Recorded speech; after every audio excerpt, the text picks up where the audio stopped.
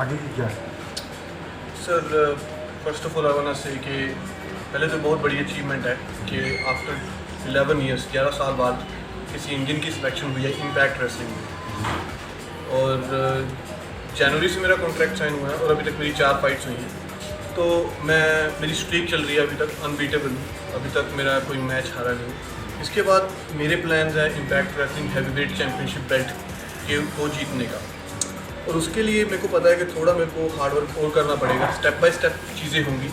But जो मेरी नज़र है वो अभी उस बेल्ट पे है, क्योंकि वो बेल्ट के पीछे ऑलरेडी काफ़ी सीनियर रेसलर्स हैं जो उस दावेदार के लिए अपने आप को मानते हैं कि उनके पास होनी चाहिए। बट कौन कौन नाम बता दें? जैसे कि जोश अलेक्जेंडर, मूस एंड काफ़ी और नामी रेसलर इस बेल्ट के लिए ऑलरेडी स्ट्रगल कर रहे हैं, बट कभी कोई इंडियन उस लेवल पे नहीं पहुंच पाया। तो मेरा पर्सनली ये व्यू है कि अगर आप कोई भी चीज़ करो, डू विद ग्रेटनेस। अभी मैं इस कंपनी में आ चुका हूँ, ऑलरेडी मेरी स्ट्रीक चल रही है, विनिंग स्ट्रीक चल रही है। तो मेरा फाइनली मोटिव है कि मैं इम्पैक्ट हैवीवेट चैम्पियनशिप बेल्ट जीतूँ और इंडिया का और अपने शहर का नाम आगे लेके जाऊँ। ये बहुत कहाँ होगी? ये बाउट जितने भी मेरे आगे जाके बाउट होने वाली है ये यूएस में होगी। और कोई स्पेसिफिक अभी सिटी डिसाइड नहीं हुई, अलग अलग सिटी होती है हर मैच के लिए, हर बाउट के लिए। तो डेफिनेटली ये यूएस में होगी। तो आपके कोच इसके लिए कोई स्पेशल तैयारी करवा रहे हैं? बिल्कुल, मेरे coach Scott Demore and Johnny Bravo, वो कैनेडियन और यूएस बेस्ड कोच हैं। तो वही मेरे को इस चीज़ के लिए तैयार करवा रहे हैं। उनके पास अपना स्कूल है and they are paying special attention on me, क्योंकि वो मानते हैं कि अगर मेरे पास स्किल है, मैं हार्ड वर्किंग हूँ, तो डेफिनेटली वो अपना ज़्यादा से ज़्यादा time they are spending on me, investing in me, and definitely they believe that I can achieve that status, that goal. विंदर जी, आपको इतनी बड़ी अचीवमेंट मिली, जहाँ से आपने अपना सफ़र शुरू किया चंडीगढ़ से, उसके लिए आप कुछ सोचते हैं कि मैं यहाँ इसके लिए भी कुछ अपने शहर के लिए कुछ करूँ? बिल्कुल सर, इस शहर से मेरे को बहुत प्यार है और इस शहर की वजह से ही आज मैं यहाँ तक पहुँच पाया हूँ। मैंने कॉलेज कंप्लीट किया है डीएवी सेक्टर 10 से। वहाँ पे रह के मैंने बड़ी चीज़ें सीखी, जैसे डिसिप्लिन। वहाँ पे रह के मैंने लोगों से सीखा कि कैसे कम्युनिकेशन स्किल्स डेवलप करनी है, कैसे आगे जाना है।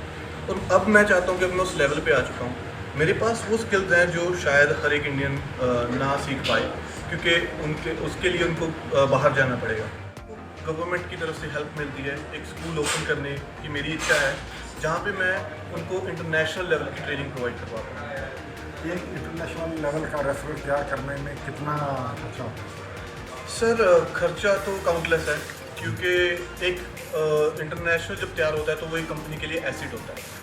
और अभी भी मेरी ट्रेनिंग उतने ही ज़ोरों शोरों से चल रही है जितनी डे 1 से है। मेरे को स्पोर्ट्स में 11 साल से ज़्यादा हो गए हैं, रेसलिंग में मेरे को 5 साल हो चुके हैं, एंड स्टिल मेरी ट्रेनिंग उतने ही ज़ोरों से चल रही है, क्योंकि ये एक ऐसी गेम है, हर रोज़ आप कुछ नया सीखते हो, हर रोज़ आफ्टर मैच आपको कुछ नया सीखने को मिलता है। तो बहुत ज़्यादा इन्वेस्टमेंट है टाइम का और मनी का, एंड मैं अपना ट्राई करता हूँ कि मैं अपना 200% दूँ, क्योंकि मेरे को ये है कि अगर कोई इंसान, कोई भी बंदा इंडिया को रिप्रेजेंट कर रहा है तो वो एक डिज़र्विंग कैंडिडेट होना चाहिए।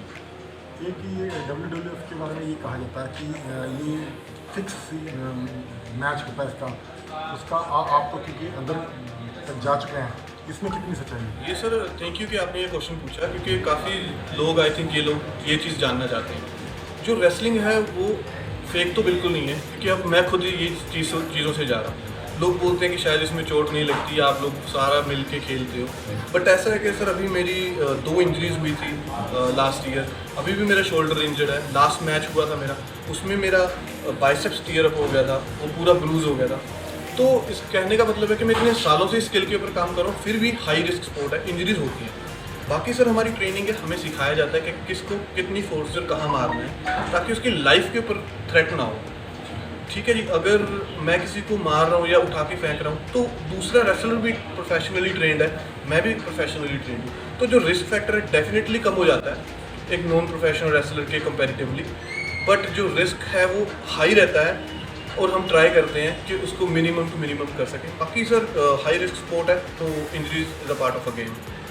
आपका कोई ऐसा सपना है कि मैं इस रेसलर के साथ जिसका नाम है उसके साथ फाइट करना चाहूँगा? सर काफ़ी सारे नाम हैं जिनके साथ मैं आगे सोचता हूँ कि अगर मैं रेसलिंग करूँगा तो मेरे को सीखने को भी बहुत कुछ मिलेगा, और जिनको मेरे को लगता है कि उनको हरा के मैं वो जगह अपने लिए बना सकता हूँ।